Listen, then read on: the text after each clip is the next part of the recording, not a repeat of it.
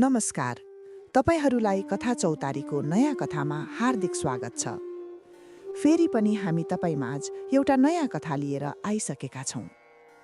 आजको कथाको शीर्षक रहेको छ रित्तिदै गएको गाउँ। अब कथा सुरु गरौँ। हिमालको काखमा बसेको कुहिरोले बिहान बेलुका अङ्गालो हाल्ने सानो गाउँ थियो सिरुबारी। टाढाबाट हेर्दा हरियो डाँडाको काखमा चिटिक्क परेको जस्तो देखिने, तर नजिक पुग्दा मनका अनेक तह देखिने गाउँ। ढुङ्गा माटोको घर, खरको छानो, आँगनमा सिमेन्ट होइन माटोको गन्ध। बिहान गाईको घाँटीमा बाँधिएको घन्टीको आवाजसँगै दिन सुरु हुन्थ्यो। बेलुका मकै भुक्ने बास्नासँगै रात टुङ्गिन्थ्यो। यही गाउँमा जन्मिएको थियो अर्जुन। ऊ अरू केटा जस्तै दौडेर खोलामा पौडी खेल्थ्यो, भिरबाट चिउरी टिप्थ्यो र हजुरआमाको काखमा बसेर पुराना कथा सुन्थ्यो। हजुरआमा कौशिला बुढी गाउँकै जीवित इतिहास थिइन्। उनका आँखामा बितेको समय झल्किन्थ्यो। उनका कथामा गाउँको आत्मा बस्थ्यो। यो गाउँ कहिल्यै रित्तिदैन बाबु, कौशिला बुढी भन्थिन्। माटोले मान्छेलाई बोलाउँछ, मान्छेले माटोलाई। अर्जुन सानो हुँदा त्यो वाक्य बुझ्दैनथ्यो। उसलाई गाउँ भनेको खेल, हाँसो र निशुल्क आकाश थियो। तर समयले सबैलाई पढाउँछ, कहिलेकाहीँ कठोर पाठ्यक्रममा। अर्जुन 8 कक्षामा पढ्दै थियो जब पहिलो पटक गाउँ छोड्ने कुरा घरभित्र गम्भीर भएर उठ्यो। उसका बाबु हरिप्रसाद किसान थिए। जन्मैदेखि खेती, खेतीमै जीवन। मकै, कोदो, आलु, कहिलेकाहीँ तरकारी। वर्ष राम्रो भयो भने अन्न पुग्थ्यो, नभए ऋण। यसपालि पनि विद्यालयमा मास्टर फेरिएछन्, हरिप्रसादले साँझको चुलो छेउमा भने। बच्चाहरूको पढाइ खस्कदैछ। आमा चुपचाप थिइन्। उनी आमा थिइन् र आमाहरू प्राय मौनमै धेरै बोल्छन्। स्वास्थ्य चौकीमा औषधि छैन रे, सरिताले बिस्तारै भनिन्। पछिल्लो पटक सानो ज्वरो हुँदा पनि सहर लैजानु पर्यो। ती शब्दहरू घरको माटोमा ठोक्किएर फर्किएनन्। उनीहरू भित्रै गडिए। सिरुबारीमा विद्यालय थियो, ठूलो भवन, रङ्गीन पर्खाल, तर शिक्षक टिक्दैनथे। स्वास्थ्य चौकी थियो, पक्की घर, तर नर्स कहिले आउँथिन्, कहिले आउँदिनथिन्। बाटो थियो, तर हिउँदमा धुलो, बर्खामा हिलो। अर्जुनले देख्दै गयो, हरेक महिना एउटा न एउटा घर बन्द हुन्थ्यो। ढोकामा ताला, आँगनमा झार। सहर गएका रे, कसैले भन्थ्यो। तराई झरेका रे, कसैले थप्थ्यो। गाउँको हाट बजार पातलिँदै गयो। कहिल्यै नथाक्ने जस्तो देखिने गाउँ बिस्तारै सास फेर्न गाह्रो मानिरहेको थियो। एक साँझ अर्जुन हजुरआमाको काखमा टाउको राखेर बसेको थियो। बाहिर कुहिरो बाक्लिँदै थियो। हजुरआमा, उसले सोध्यो, गाउँ किन खाली हुँदैछ? कौशिला बुढीले लामो सास फेरिन्। गाउँ खाली होइन बाबु, गाउँ त दुखी हुँदैछ। उनले कथा सुरु गरिन्। पुरानो लोककथा, तर आजको पीडासँग गाँसिएको। एक समय यो डाँडामा माटे राजा बस्थे। उनले गाउँलाई माया गर्थे, खेतबारी सिंचाइ गर्थे, बाटो बनाउँथे, वैद्य राख्थे। मान्छेहरू गाउँ छोड्दैनथे। तर जब राजा माटे गए, उनका पछि आएका शासकहरूले दरबार त बनाए, तर खेत सुक्न दिए। भवन ठूला भए, तर मन साना। अर्जुन चुपचाप सुन्दै थियो। आज पनि त्यही हो, हजुरआमाले भनिन्। भवन देखिन्छ, सेवा देखिँदैन। आशा देखिन्छ, भरोसा देखिँदैन। त्यो रात अर्जुन निदाउन सकेन। उसले पहिलो पटक गाउँलाई केवल घर होइन, जिम्मेवारीको रूपमा देख्न थाल्यो। केही महिनापछि निर्णय भयो, अर्जुनलाई सहर पठाउने। कम्तीमा पढाइ त राम्रो हुन्छ, बाबुले भने। आमाको आँखामा आँसु थियो, तर आवाज थिएन। गाउँभरि खबर फैलियो, हरिप्रसादको छोरो सहर जाँदैछ। कसैले आशिष दिए, कसैले ईर्ष्या, कसैले मौन। अर्जुनले अन्तिम पटक आफ्नो आँगन निहार्यो। त्यो आँगन जहाँ उसले हिँड्न सिकेको थियो। त्यो रुख जसमा झुला बाँधेर आकाश छोएको अनुभूति गरेको थियो। हजुरआमाले उसलाई एउटा सानो माटोको थैली दिइन्। यसमा गाउँको माटो छ, उनले भनिन्। जहाँ गए पनि यो सम्झना राख। अर्जुनले त्यो थैलो मुटु नजिक राख्यो। उसलाई थाहा थिएन त्यो माटोले एक दिन उसलाई फर्काइ ल्याउनेछ।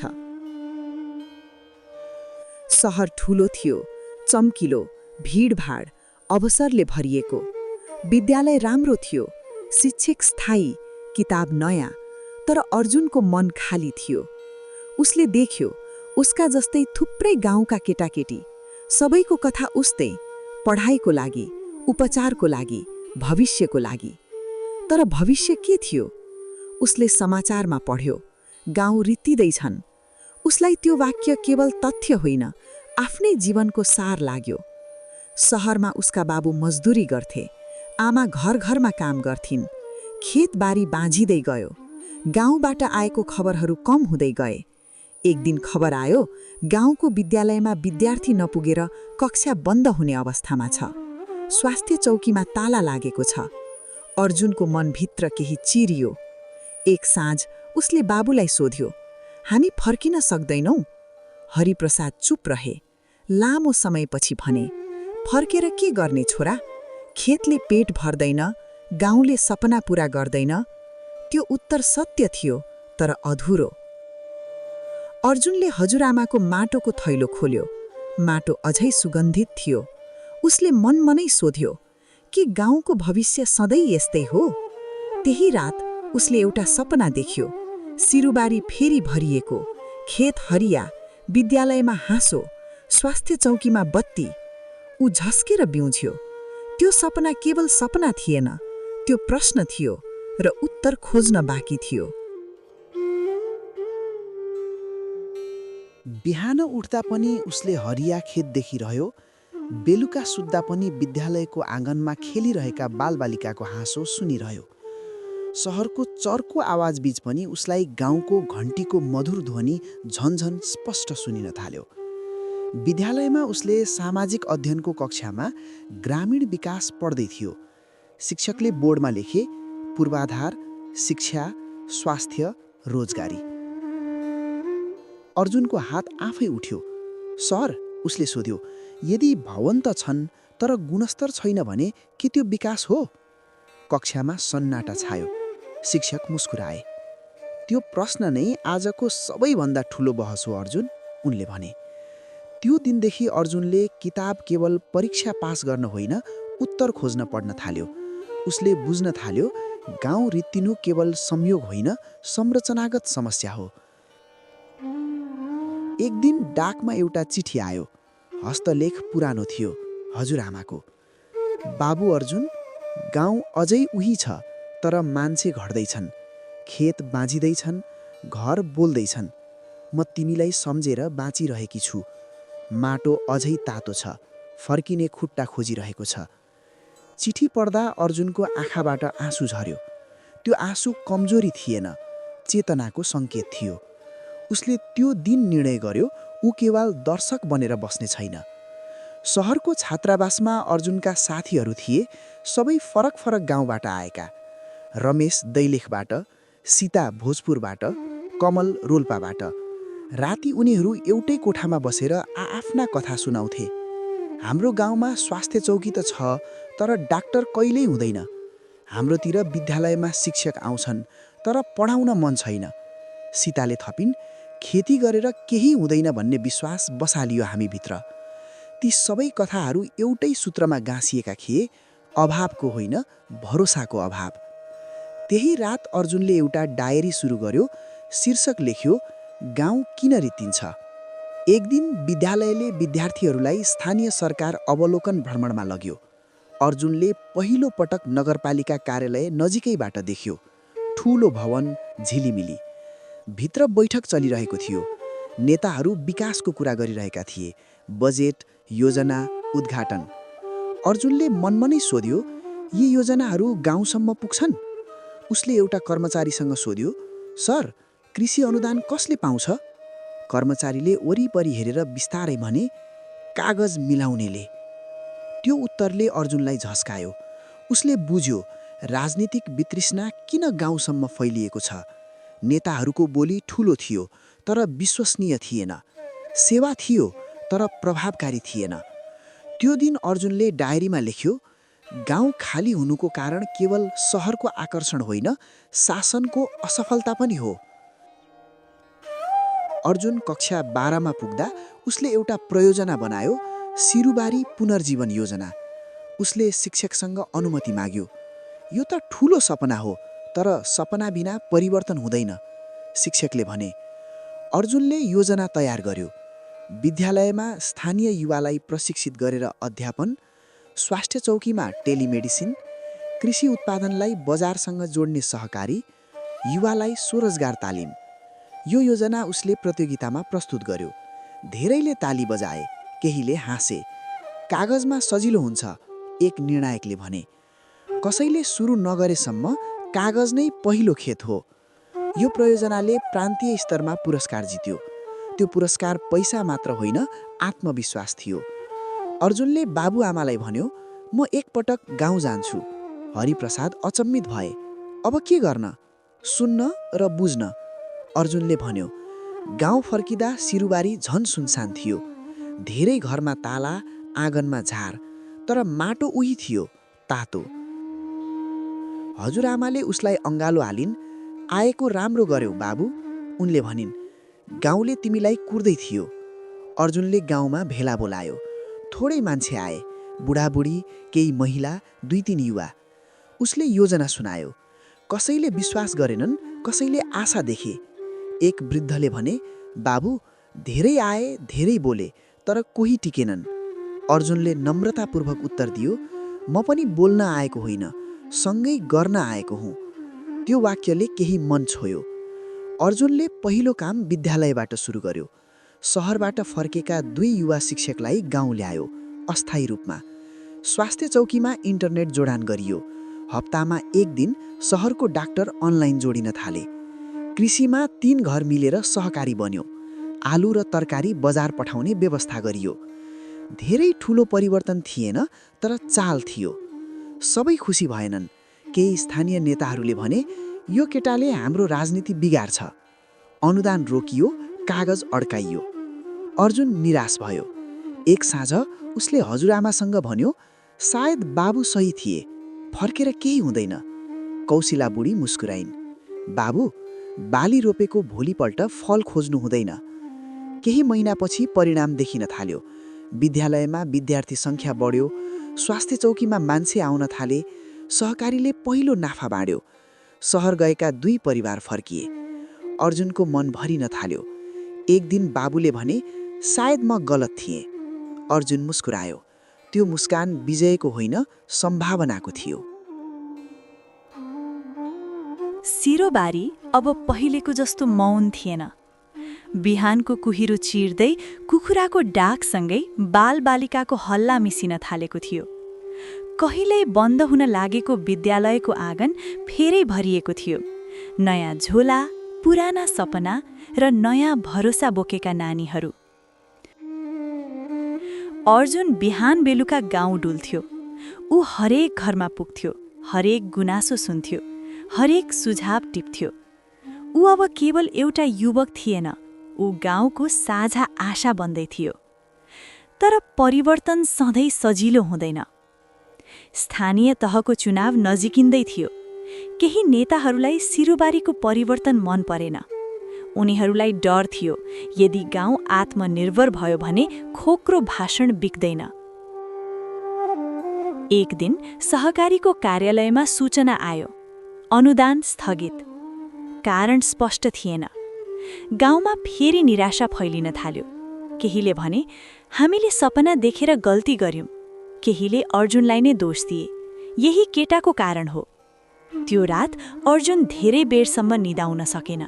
उसले माटोको पुरानो थैलो हातमा लिएर हजुरआमाको आँगनमा बस्यो। हजुरआमा, उसले थाकिएको स्वरमा भन्यो, के म धेरै ठूलो सपना देखेँ? कौशिला बुढीले उसको काँधमा हात राखिन्। बाबु, उनले शान्त स्वरमा भनिन्, लोककथामा नायक कहिल्यै सजिलै जित्दैन। अन्तिम परीक्षा यही हो, भोलिपल्ट अर्जुनले फेरि सभा बोलायो। यसपटक मानिसहरू धेरै थिए। बुढाबुढी मात्र होइन, युवा, महिला, फर्किएका परिवारहरू। अर्जुनले खुलेर सबै कुरा राख्यो। अनुदान रोकिएको, राजनीति भएको, भविष्यको चुनौती। एकछिन सन्नाटा छायो। त्यही सन्नाटालाई सरिता आमाले तोडिन्। हामीले अनुदानका लागि मात्रै यो सुरु गरेका थियौँ? उनले सोधिन्। रमेशका बुबा उठे। हामीले खेत हरियो देख्यौँ, बजार देख्यौँ, उपचार पायौँ। अब पछि हट्ने?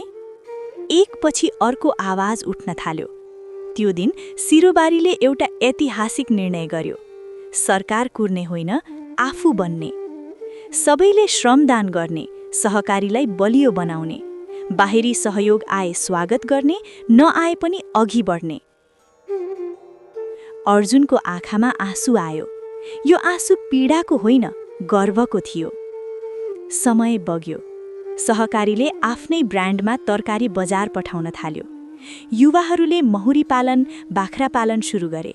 विद्यालयमा डिजिटल कक्षा थपियो। स्वास्थ्य चौकीमा नियमित सेवा हुन थाल्यो। सरकारले पनि देख्न बाध्य भयो। सिरुबारी अब उदाहरण बनेको थियो। अनुदान फर्कियो, तर अब त्यो अनुदान उद्देश्य थिएन, साधन मात्र थियो। शहरमा बसेका धेरैले खबर पाए, सिरुबारी फेरि बाँच्दैछ। एक एक गरेर ताला खुल्न थाले। आँगनमा झार होइन, धान रोपिन थाल्यो। एक साँझ हरिप्रसाद अर्जुनसँग खेतको डिलमा बसेका थिए। सूर्य अस्ताउँदै थियो, आकाश सुनौलो। छोरा, उनले भने, म गलत थिए। माटोमा भविष्य छैन भन्ने सोच नै सबैभन्दा ठूलो गरिबी रहेछ। अर्जुनले बाबुको हात समात्यो। हामी सबैले त्यही सोच्न बाध्य बनाइयौँ बा। दुवै मुस्कुराए। एक दिन गाउँमा ठूलो उत्सव भयो, सिरुबारी पुनर्जीवन दिवस। नाचगान, भजन, कथा। हजुरआमालाई मञ्चमा बोलाइयो। उनले पुरानो लोककथा सुनाइन्, माटे राजाको। तर अन्त्य बदलेर सुनाइन्। माटे राजा फर्किएनन्, तर उनका सन्तान फर्किए। उनीहरूले दरबार होइन, गाउँ बनाए। यही हो साँचो राज्य। सबैले ताली बजाए। हजुरआमाले अर्जुनतर्फ हेरेर मुस्कुराइन्। त्यो मुस्कुरानमा आशीर्वाद थियो। राति अर्जुन एक्लै गाउँको डाँडामा उभिएको थियो। तल बत्तीहरू झिलिमिली थिए। पहिले जस्तो शहरको होइन, आफ्नै गाउँको। उसले माटोको थैलो खोल्यो, थोरै माटो हातमा लिएर भन्यो, तिमीले मलाई शहर पठायो, मैले तिमीलाई भविष्य फर्काएँ। हावाले उसका शब्दहरू बोक्दै गाउँभरि फैलायो। सिरुबारी अब रित्तिँदै गएको गाउँ थिएन, यो एउटा कथा थियो। जहाँ शिक्षा गुणस्तरीय भयो, स्वास्थ्य पहुँचमा आयो, रोजगारी सम्भव भयो र राजनीतिभन्दा माथि मान्छे उठे। यो लोककथा कुनै राजाको होइन, सामान्य गाउँलेको साहसको कथा हो। र जहाँ माटोलाई विश्वास गरियो, त्यहाँ भविष्य आफै उम्रियो। कथा चौतारीमा आजको कथा कस्तो लाग्यो तल कमेन्टमा प्रतिक्रिया दिनुस् है। हवस्, अब नयाँ कथामा भेटौँला है त। आजलाई बिदा दिनुस्।